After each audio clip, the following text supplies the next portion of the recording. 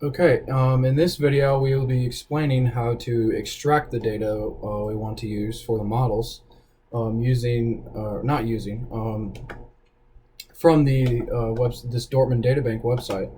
And the data we want to extract is these first two columns, the temperature and pressure values of water vapor.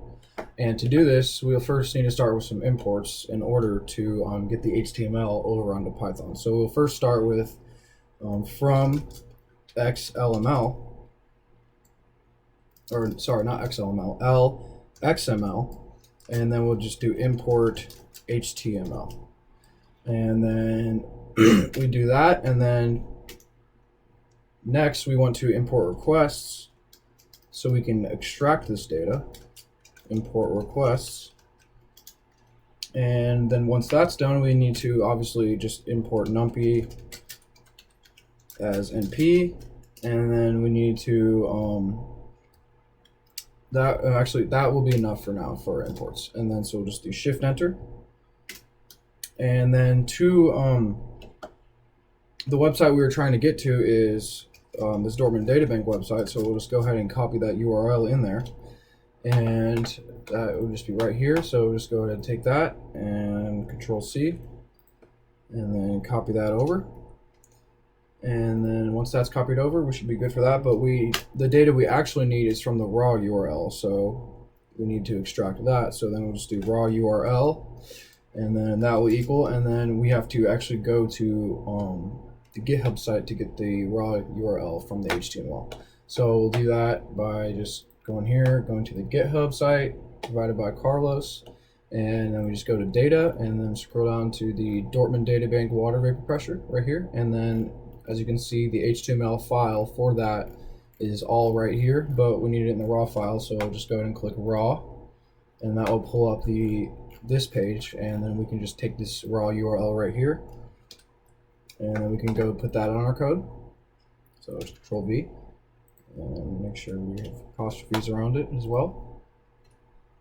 Okay, and then once that's done, we actually need to retrieve this web data, or this web page with the data. So to do this, we'll need to do content.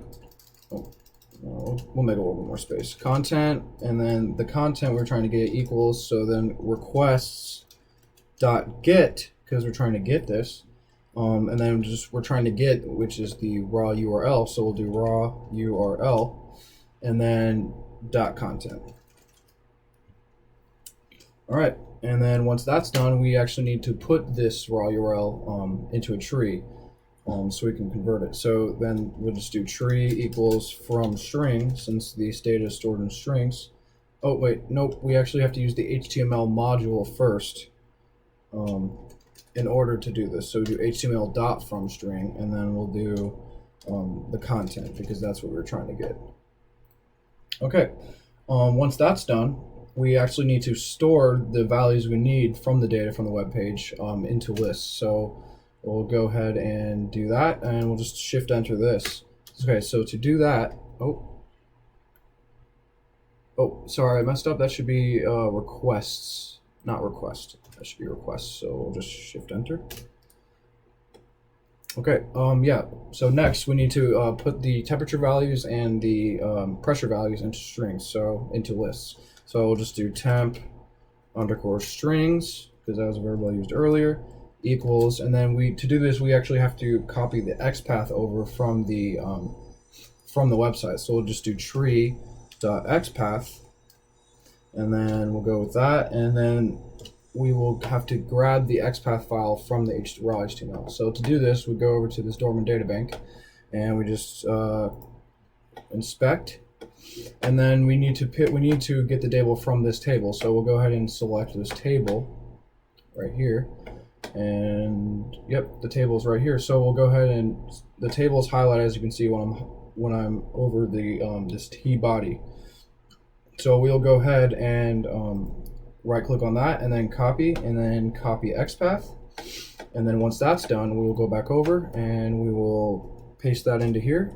But note that this XPath that we copied was for the entire table, but we actually only need these two values right here. So what we're going to have to do is specify the table row and the data table cell in order to just get these values by themselves.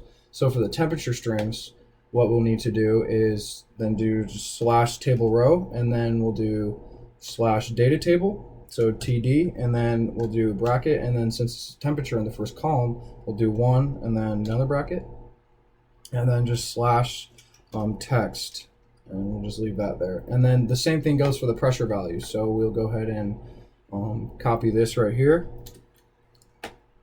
and put pressure underscore strings, because that is our other variable, and then just go ahead and paste that in there.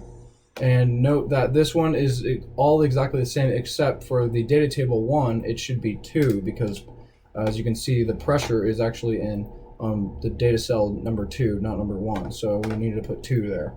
And then that should extract the data.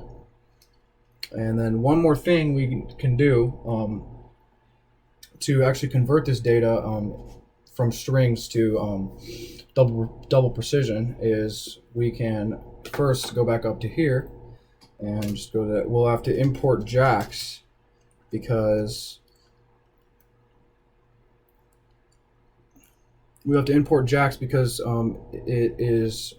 makes up for the loss of precision normally, which is 32-bit, which is single precision. So we'll just import JAX, and then we'll go ahead and then import JAX.numpy as JNP, and then that initializes the import of JAX. So then we'll just go ahead and press enter.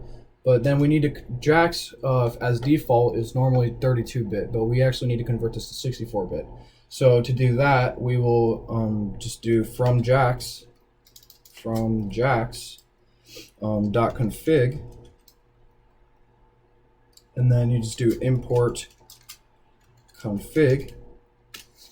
Oh, not that config, just import config. And then after we do that, we have to update the configuration. So config.update, and then update, and then you just do JAX underscore enable, and then underscore x64 for the 64-bit double precision. And then we'll just go ahead and set that equal to the true. Okay, so that sets up our 64-bit JAX to allow for double precision. And then now we'll be, I'm going to press Shift Enter right here so it saves. And then Shift Enter, and then Shift Enter. And then one more thing we can do from the extracting the data is actually converting it. So that's what we will do now. So we'll just do data, and that equals np.array, because we need to put this values into an array. And then we'll do the temp strings. Oh, oops, my bad. And then go back to here. We'll do temp strings, and then comma press strings, because that is the other variable on the XPath we have right here.